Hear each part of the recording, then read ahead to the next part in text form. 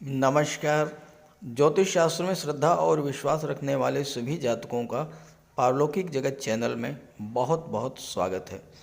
आगे बढ़ने से पहले एक ज़रूरी सूचना।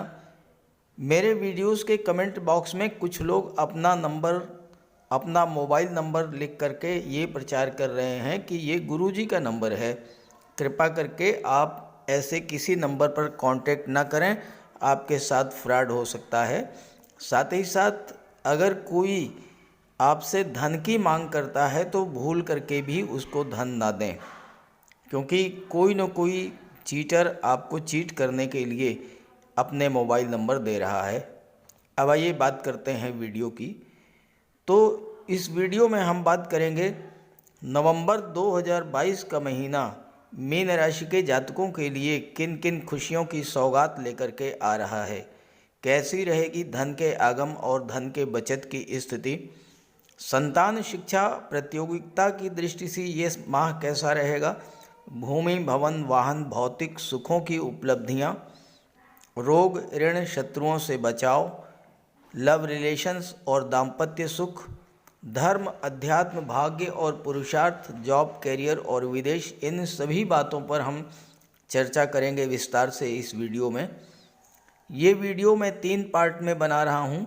पहले पार्ट में मैं आपको ये बताऊँगा कि पिछले माह में आपके जीवन में क्या क्या परेशानियाँ आईं, किन किन समस्याओं से आपको जूझना पड़ा और इसकी वजह क्या थी, ताकि आप ग्रहों के शुभ और अशुभ प्रभाव को समझ सकें, ग्रहों के गोचर को अपने जीवन के साथ जोड़ सकें, सामंजस्य बिठा सकें और उपायों के द्वारा भविष्य में आने वाले कष्टों से बच सकें। सेकंड पार्ट में मैं आपको नवंबर माह में ग्रह गोचर के आधार पर इसके फल का विश्लेषण करूंगा और थर्ड पार्ट में ये भी बताऊंगा कि नवंबर 2022 में आपको किन क्षेत्रों में समस्याएं आ सकती हैं और क्या क्या सावधानियां बरतनी होंगी, और अंत में मैं ग्रहों के उपायों पर भी चर्चा करूंगा। ये विश्लेषण आपकी चंद्र राशि के आधार पर किया जा रहा है। तो चलिए वीडियो शुरू करते हैं। तो ये है मीन राशि के जातकों की कुंडली। देखिए, एक होती है जन्म कुंडली। आपके जन्म के समय ग्रहों की स्थिति के आधार पर जो कुंडली तैयार की जाती है वो होती है जन्म कुंडली। जन्म कुंडली में आपका प्रारब्ध लिखा होता है। आपके जीवन में कौन कौन सी घटनाएं कब कब घटित होंगी, इसका विचार जन्म कुंडली से किया जाता है। दूसरी होती है गोचर कुंडली। वर्तमान में ग्रहों की स्थिति के आधार पर जो फल कथन किया जाता है वो गोचर कुंडली से किया जाता है। तो इस समय आपके सामने मीन राशि के जातकों की गोचर कुंडली है। नवंबर का महीना मीन राशि के जातकों के लिए कई मायनों में विशेष परिवर्तन के योग लेकर आ रहा है, एक सकारात्मक परिवर्तन। लेकिन इसके लिए आप ग्रह स्थितियों को समझें पहले। देखिए, लग्न के स्वामी आपके हैं देवगुरु बृहस्पति, जो कि केंद्र के भाव में है, हंस राजयोग बना रहे हैं। राहु कुंडली के दूसरे भाव में हैं और राहु और देवगुरु आपस में 2-12 का संबंध बना रहे हैं। सबसे महत्वपूर्ण बात यह है कि 24 नवंबर को देवगुरु बृहस्पति मार्गी हो रहे हैं और 22 नवंबर से राहु अंश बल से मजबूत हो रहे हैं। तो आने वाले समय में लंबे समय तक, कम से कम अप्रैल 2023 तक राहु और गुरु का जो ये 2-12 का संबंध है, ये आपको बहुत कुछ लाभ देने जा रहा है। मंगल का गोचर 13 नवंबर को कुंडली के पराक्रम भाव में होगा। शनि लाभ के भाव में मार्गी होकर गोचर कर रहे हैं।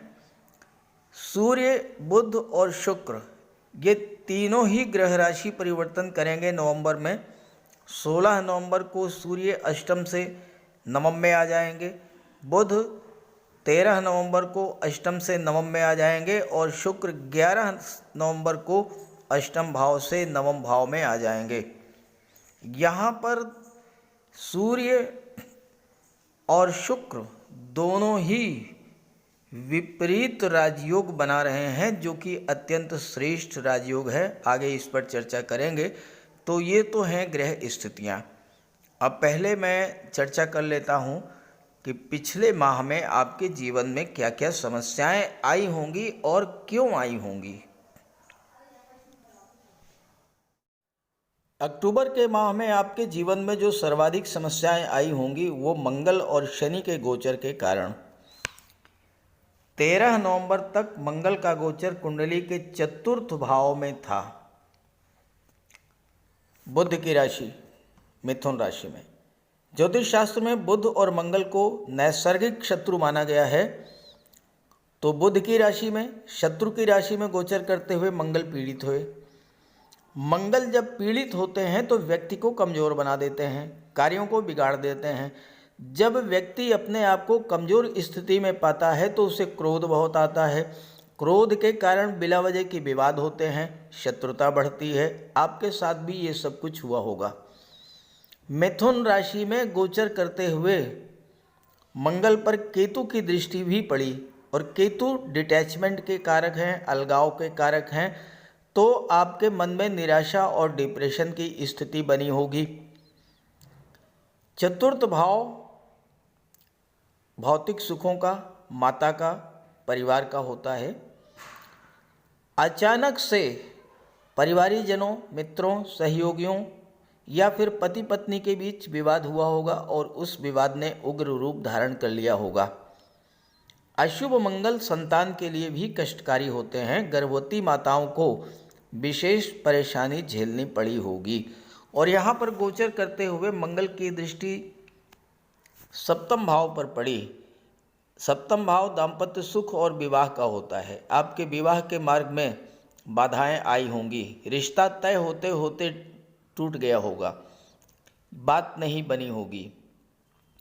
परिवार में भी पति पत्नी के बीच या लव पार्टनर्स के बीच या बिजनेस पार्टनर के बीच भी तनाव और गलतफहमी की स्थिति बनी होगी। अशुभ मंगल संतान के लिए भी कष्टकारी होते हैं। और मंगल चूंकि पीड़ित थे, तो पीड़ित मंगल के कारण आपको हाई ब्लड प्रेशर, नेत्र कष्ट, बड़े भाई से विवाद, गठिया, जॉइंट पेन, एक्सीडेंट, चोट चपेट, फोड़े फुंसी, बार बार बुखार की समस्या, या अगर आपकी जन्म कुंडली में मंगल ज़्यादा ही खराब हो तो गुर्दे में पथरी की शिकायत भी हो सकती है। अगर ये सब आपके साथ हुआ हो तो कमेंट करके ज़रूर बताइएगा। हालांकि सबके साथ ऐसा नहीं हुआ होगा। चूँकि मंगल की दृष्टि कर्म भाव पर पड़ी, दशम भाव पर, तो कार्य क्षेत्र में भी उतार चढ़ाव की स्थिति देखने को मिली होगी। बिला वजह के अपने सहयोगियों या अपने बॉस से आपका विवाद हुआ होगा, जिससे आपका कार्य प्रभावित हुआ होगा। मानसिक तनाव और मानसिक कष्ट भी आपको प्राप्त हुआ होगा। चौथा भाव प्रॉपर्टी का होता है। प्रॉपर्टी के को लेकर के भी विवाद की स्थिति बनी होगी। और चूंकि मंगल की दृष्टि लाभ के भाव पर पड़ी, अष्टम दृष्टि, तो धन के आगमन में भी बाधा आई होगी और धन के संचय में भी बाधा आई होगी। आत्मविश्वास में कभी घबराहट और सिरदर्द की शिकायत भी रही होगी। शनि 23 अक्टूबर तक वक्री थे। शनि जब वक्री होते हैं तो कार्यों की गति मंद कर देते हैं। लाभ के भाव में हैं तो लाभ के गति मंद हो गई होगी। आपका पैसा फंस गया होगा, पैसा आपको गवर्नमेंट से मिलना था वो आपका पैसा रुक गया होगा। और चूंकि शनि 12वें भाव के भी स्वामी हैं, 12वां भाव अस्पताल, न्यायपालिका, कोर्ट कचहरी का होता है, तो आपके चक्कर डॉक्टर, मेडिकल स्टोर या पैथोलॉजी लैब के भी लगे होंगे। और कहीं अगर मंगल के कारण झगड़ा, शत्रुता, वाद विवाद ज़्यादा बढ़ गया होगा तो कोर्ट कचहरी के भी चक्कर लगे होंगे। शनि के कारण, चूँकि शनि की दृष्टि आपके लग्न भाव पर पड़ी और लग्न भाव आपका व्यक्तित्व होता है, आप स्वयं होते हैं, तो आपका मन काम में नहीं लगा होगा, थकान और आलस्य महसूस हुआ होगा, कार्य में बाधाएं आई होंगी, कार्यों की गति मंद हो गई होगी, धन का संचय नहीं होगा। और साथ ही साथ चूंकि शनि अष्टम के कारक होते हैं और अष्टम भाव कमर के नीचे के रोगों का होता है, तो आपको घुटनों का दर्द, पिंडलियों का दर्द, जॉइंट पेन्स, इन सब समस्याओं से जूझना पड़ा होगा। और ऐसा अगर है तो ज़रूर कमेंट करके बताइएगा। हालांकि सबके साथ ऐसा नहीं हुआ होगा, लेकिन जिनके जीवन में मंगल या शनि की महादशा अंतर्दशा गतिमान होगी उनके साथ जरूर ऐसा कुछ हुआ होगा। अब आइए बात करते हैं नवंबर में क्या सकारात्मक परिवर्तन आपके जीवन में आएगा। किसी भी जातक की कुंडली में सर्वाधिक महत्व उसके लग्न के स्वामी का होता है। अब आपके लग्न के स्वामी हैं देवगुरु बृहस्पति। देवगुरु बृहस्पति अभी तक वक्री चल रहे हैं। 24 नवंबर से देवगुरु मार्गी हो जाएंगे। 22 नवंबर से राहु भी अंश बल से परिपूर्ण होंगे। मैंने एक वीडियो बनाया है, राहु होंगे महाबली, आप उसको देखिएगा। राहु और गुरु, इनका 2-12 का संबंध बनेगा। देखिए, राहु देवगुरु से दूसरे भाव में है, पहला दूसरा, और राहु से 12वें भाव पर गुरु हैं। 1 2 3 4 5 6 7 8 9 10 11 12। तो राहु और गुरु का 2-12 का संबंध बन रहा है। दोनों ही शुभ स्थिति में हैं, बलवान स्थिति में हैं। राहु से अब आपको डरने की, परेशान होने की ज़रूरत नहीं है, क्योंकि पहली बात तो ये कि राहु अत्यंत शुभ भाव धन के भाव में गोचर कर रहे हैं। दूसरी बात, राहु इस समय 22 नवंबर से अंश बल से परिपूर्ण होंगे, पूर्णतया युवा होंगे। और तीसरी बात कि देवगुरु के साथ 2-12 का संबंध बन रहा है। अब राहु क्या है? राहु आपके एम्बिशंस को शो करते हैं, आपकी महत्वाकांक्षा को शो करते हैं। राहु एक्सपेंशन है, राहु विस्तार हैं, राहु विदेश हैं। और राहु अगर शुभ और बलवान है तो राहु से ज़्यादा धन कोई दूसरा ग्रह दे ही नहीं सकता। देवगुरु हैं ज्ञान, बुद्धि, विवेक, धर्म, सत्कर्म, संतान, शिक्षा, मान सम्मान के कारक। देवगुरु और राहु का 2-12 का अत्यंत श्रेष्ठ संबंध बन रहा है। आप अपने ज्ञान, बुद्धि, विवेक के बल पर ज़्यादा से ज़्यादा धन अर्जित करेंगे। राहु एक्सट्रीम को शो करते हैं। आप अपने ज्ञान का जितना अधिक विस्तार करेंगे, ज्ञान का विस्तार यानी कि अपने कार्यक्षेत्र का जितना विस्तार करेंगे, खास करके अगर आप शिक्षा के क्षेत्र से जुड़े हुए हैं, आप काउंसलर हैं, वकालत के क्षेत्र से जुड़े हुए हैं, धर्मगुरु हैं, पुरोहित हैं, कथावाचक हैं, धार्मिक कर्म कांड करते हैं, तो जितना ही आप अपने कार्य क्षेत्र का विस्तार करेंगे उतना ही ज़्यादा आपको धन की प्राप्ति होगी। सेकंड हाउस निवेश का है, तो आप धन का निवेश भी करेंगे। राहु और गुरु के संबंध से आपको धन के निवेश से लाभ होगा। सेकंड हाउस परिवार का होता है, तो आपके परिवार के बीच में जितना अधिक सामंजस्य होगा उतना ही धन प्राप्त होगा। जितना अधिक आप अपने परिवार की केयर करेंगे उतना ही आपको धन मिलेगा। और ये स्थिति केवल नवंबर ही नहीं, ये लंबे समय तक आपके जीवन में आने वाली है। और आप देखिएगा अप्रैल 2023 तक ये स्थिति बनी रहेगी और आपके जीवन में बहुत बड़ा सकारात्मक परिवर्तन आ जाएगा। और अगर आपको परिवर्तन देखने को मिले, महसूस करें, तो कमेंट जरूर कीजिएगा। ध्यान दीजिएगा कि राहु की दृष्टि दशम भाव पर पड़ रही है, तो कार्य क्षेत्र का जितना अधिक आप विस्तार करेंगे, जितना अधिक एक्सपेंशन करेंगे उतना ही लाभ मिलेगा। आप व्यापार करते हैं, आप ये डर निकाल दें अपने मन से कि आप व्यापार को बढ़ाएंगे तो आपको कहीं नुकसान ना हो जाए। इस समय ये नुकसान नहीं होगा। जितना ही आप व्यापार का विस्तार करेंगे उतना ही आपको फायदा होगा, क्योंकि देवगुरु का ज्ञान, देवगुरु की बुद्धि और देवगुरु का विवेक आपके साथ है और राहु की महत्वाकांक्षा आपके साथ है। तो लाभ होगा। मीन राशि कालपुरुष कुंडली की 12वीं राशि है। 12वां भाव होता है धर्म, अध्यात्म और मोक्ष का, और देवगुरु हैं धर्म और अध्यात्म के कारक। इस गोचर काल में जितना अधिक आप दान पुण्य धर्म का कार्य करेंगे, जितना अधिक धर्म और अध्यात्म से जुड़ेंगे, उतना ही अधिक आपको लाभ मिलेगा। और शनि 12वें भाव के स्वामी हैं और 17 जनवरी को शनि 12वें भाव में ही आ जाएंगे। तो ऐसी स्थिति में आप दान पुण्य धर्म इन सब में ज़्यादा जुड़ें। आप कुछ ना करें, किसी अनाथालय में चले जाएं, कहीं कुष्ठ आश्रम में चले जाएं, किसी वृद्धाश्रम में चले जाएं, कहीं किसी अस्पताल में चले जाएं। वहाँ जाकर के आप थोड़ा समय दीजिए, उनके दुख दर्द को महसूस कीजिए। इतना ही आप करेंगे तो आपको बहुत बड़ा लाभ मिलेगा। राहु की दृष्टि अष्टम पर पड़ेगी। अब यहाँ बहुत महत्वपूर्ण बात आपको बताने जा रहा हूँ, आपको क्या ध्यान रखना है। अष्टम भाव गुप्त विद्याओं, गुप्त रहस्यों, गुप्त धन का होता है। तो आपको सीक्रेसी बरतनी है, आपको गोपनीयता बरतनी है। अपनी प्लानिंग्स को, अपनी योजनाओं को, अपनी स्कीम को, आप भविष्य में क्या करने जा रहे हैं, इसे बिल्कुल सीक्रेट रखें। इसे आप किसी को बताएं नहीं। अगर आपने इसको ओपन कर दिया तो फिर आपको सफलता नहीं मिलेगी। जितना ही अधिक आप सीक्रेसी बरतेंगे उतना ही अधिक लाभ होगा। आप करके देखिए, फिर आप देखेंगे कि अगले 4-5 माह में कितना बड़ा परिवर्तन आपके जीवन में आता है।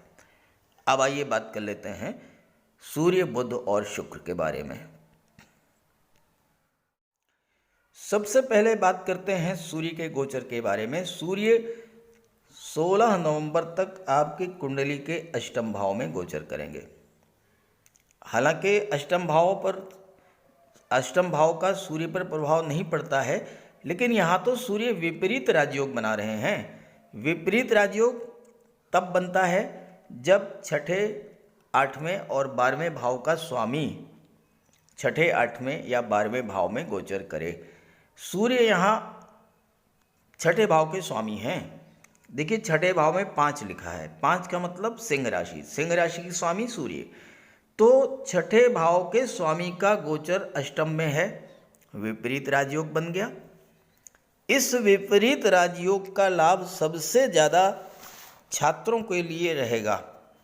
जो छात्र कॉम्पिटिटिव एग्जाम्स की तैयारी कर रहे हैं, क्योंकि देवगुरु की दृष्टि पड़ रही है पंचम पर। पंचम भाव है संतान और शिक्षा का, इसके स्वामी हैं चंद्रमा। आपका मन पढ़ाई में लगेगा, आपके ज्ञान बुद्धि विवेक में वृद्धि होगी। आप योजनाबद्ध तरीके से अध्ययन करेंगे। राहु की दृष्टि छठे पर पड़ी और छठे भाव के स्वामी सूर्य विपरीत राजयोग बना रहे हैं। अचानक से प्रतियोगी परीक्षाओं में सफलता का योग बन जाएगा। कॉम्पिटिटिव एग्जाम्स में, खास करके शासन प्रशासन के क्षेत्र में, आईएएस, आईपीएस, सिविल सर्विसेज की अगर आप तैयारी कर रहे हैं, वहां पर आपकी सफलता के योग बनेंगे। सूर्य छठे के स्वामी होकर के अष्टम में गोचर कर रहे हैं। अष्टम गुप्त धन का भाव होता है, तो यहाँ पर आपको गुप्त धन की प्राप्ति करा देंगे। लॉटरी से, शेयर से, इंश्योरेंस के क्षेत्र से, कोई पैतृक संपत्ति, वसीयत या विरासत के माध्यम से धन की प्राप्ति होगी। और 16 नवंबर को सूर्य भाग्य भाव में गोचर कर जाएंगे। भाग्य भाव में सूर्य भाग्य को चमका देंगे, और भाग्य ही चमक गया तो फिर कहना ही क्या। ऐसे जातक तो मिट्टी को भी सोना बना सकते हैं। एक खराब भाव से गुजर करके एक अच्छे भाव में जा रहे हैं सूर्य, अष्टम से निकल करके नवम में जा रहे हैं, तो स्वाभाविक तौर पर सूर्य आपको बहुत बड़ा लाभ देंगे। आपके जो भी काम बिगड़ चुके थे वो बनेंगे, रुके हुए कामों को गति मिलेगी, सफलता मिलेगी। कार्य क्षेत्र में आपको, अगर आप सरकारी नौकरी में हैं, शासन प्रशासन से जुड़े हुए हैं, आपको पद प्रतिष्ठा प्रमोशन का लाभ मिल सकता है। भाग्य आपका साथ देगा। और चूंकि शनि भी मार्गी हो चुके हैं तो कार्यक्षेत्र में उन्नति होगी। कार्यक्षेत्र के स्वामी हैं देवगुरु बृहस्पति और राहु की दृष्टि पड़ रही है। सूर्य भाग्य भाव में है, भाग्य का सपोर्ट, कार्यक्षेत्र में उन्नति, धन की प्राप्ति, विदेश से भी इस देश में भी। ये तो होगा सूर्य का प्रभाव। अब आइए बात कर लेते हैं बुध के बारे में। बुध यहाँ पर आपकी कुंडली के दो महत्वपूर्ण भाव के स्वामी हैं, चतुर्थ भाव और सप्तम भाव। सुख भाव और सप्तम भाव यानी कि आपके दाम्पत्य सुखों का, लव रिलेशन और पार्टनरशिप का भाव। ऐसे दो महत्वपूर्ण भाव के स्वामी होकर के बुध गोचर कर रहे हैं अष्टम में 13 नवंबर तक। 13 नवंबर के बाद बुध का गोचर भाग्य भाव में हो जाएगा। चतुर्थ भाव और सप्तम भाव के अत्यंत शुभ फल आपको प्राप्त होंगे, क्योंकि बुध भाग्य भाव में गोचर करेंगे तो भाग्य का सपोर्ट आपको मिलेगा। अब यहाँ पर क्या करेंगे, भौतिक सुखों में वृद्धि करेंगे, माता के स्वास्थ्य में सुधार आएगा, जमीन जायदाद प्रॉपर्टी आप खरीद सकते हैं, वाहन आप खरीद सकते हैं। सप्तम के स्वामी होने का प्रभाव ये पड़ेगा कि आपके दाम्पत्य सुखों में वृद्धि होगी। मंगल के कारण जो तनाव की स्थिति, कड़वाहट आपके दाम्पत्य जीवन में आ चुकी थी, वह बुध के प्रभाव से अब समाप्त होगी। बुध क्या है? बुद्धि के कारक हैं। बुध अत्यंत शुभ और सौम्य ग्रह हैं। तो क्या होगा, आप के अंदर एक बहुत बड़ा परिवर्तन देखने को मिलेगा, और वो ये कि आप दूसरों की बात को भी सुनना पसंद करेंगे। केवल अपनी ही नहीं कहेंगे, दूसरों की बात भी सुनेंगे। और जब आप दूसरों की बात को सुनना पसंद करेंगे तो जीवन की बहुत बड़ी बड़ी समस्याएं तो इसी से सुलझ जाती हैं जब आप दूसरों की बात सुनते हैं।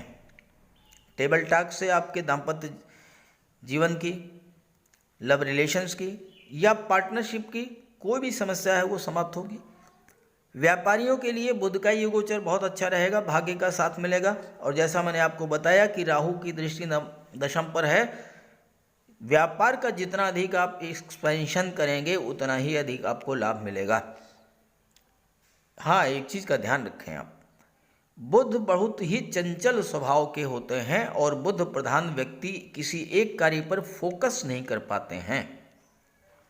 तो थोड़ा सा अगर आप कोई परिवर्तन करना चाहते हैं तो परिवर्तन करने से आपको बचना होगा।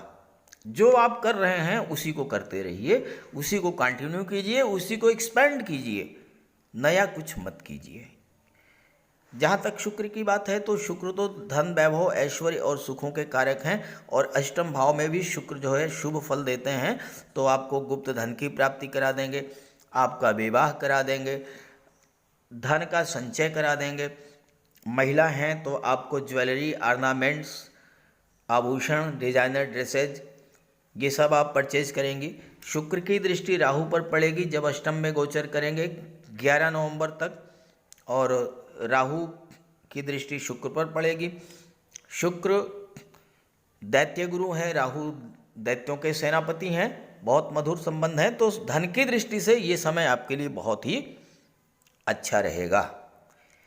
अब बात हो गई देवगुरु की, राहु की, केतु की बात हो गई। केतु भी आकस्मिकता के कारक होते हैं, और चूंकि केतु की दृष्टि 12वें भाव पर पड़ेगी तो एक स्वाभाविक रूप से आपका जो मन है वो धर्म अध्यात्म की ओर बढ़ेगा। आपका झुकाव धर्म और अध्यात्म में होगा। ईश्वर की आप पर विशेष कृपा रहेगी। और केतु इंट्यूशन पावर के कारक होते हैं, तो आपकी इंट्यूशन पावर को भी जागृत कर देंगे। यानी आपके जीवन में कोई समस्या अगर आने भी वाली होगी तो उसका पहले से ही आपको आभास हो जाएगा और आप उसका निदान कर लेंगे। तो ये तो रही स्थिति नवंबर 2022 की।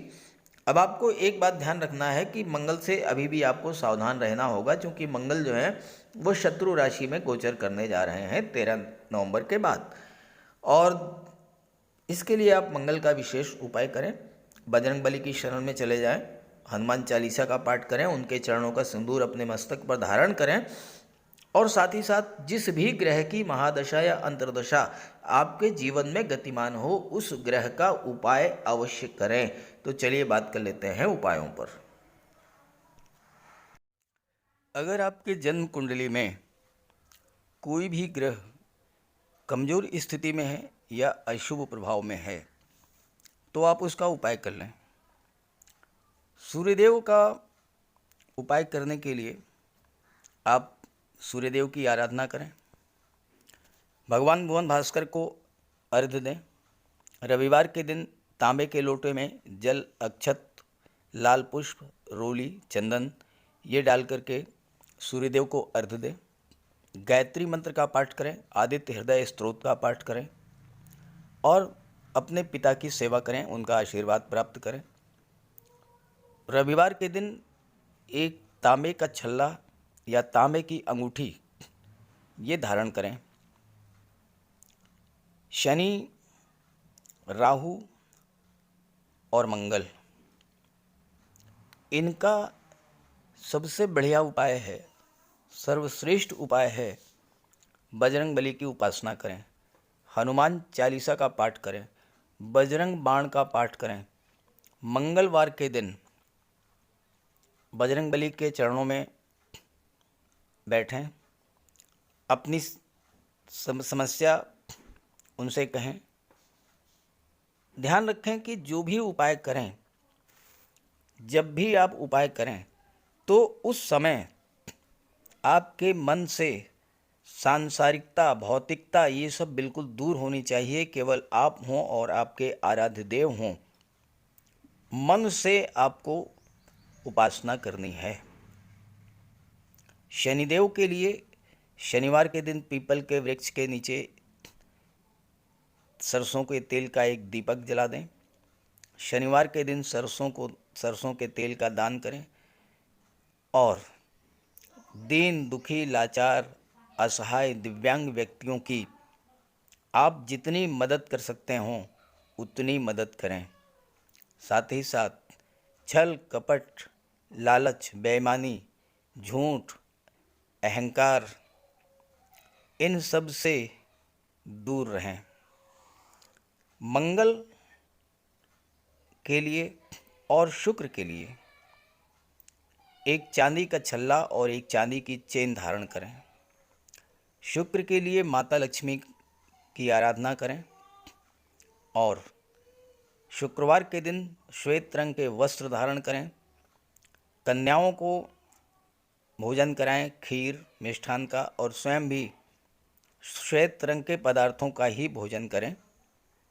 साथ ही साथ शुक्रवार के दिन श्वेत रंग के पदार्थों का दान भी करें। श्वेत वस्त्र, चावल, चीनी इन चीज़ों का दान करने से माता लक्ष्मी प्रसन्न होती हैं और घर को साफ सुथरा रखें, घर से कबाड़ को बिल्कुल हटा दें। बुध के लिए भगवान श्री गणेश की उपासना करें, गाय की सेवा करें और किन्नर को दान दें। किसी शुभ कार्य के लिए अगर आप बाहर जा रहे हैं तो आप अपने घर में कोई कन्या होगी, बेटी, बहन, भतीजी, कुछ उपहार, कुछ पैसे, मिठाई, खिलौने कुछ भी दे कर के जाएं।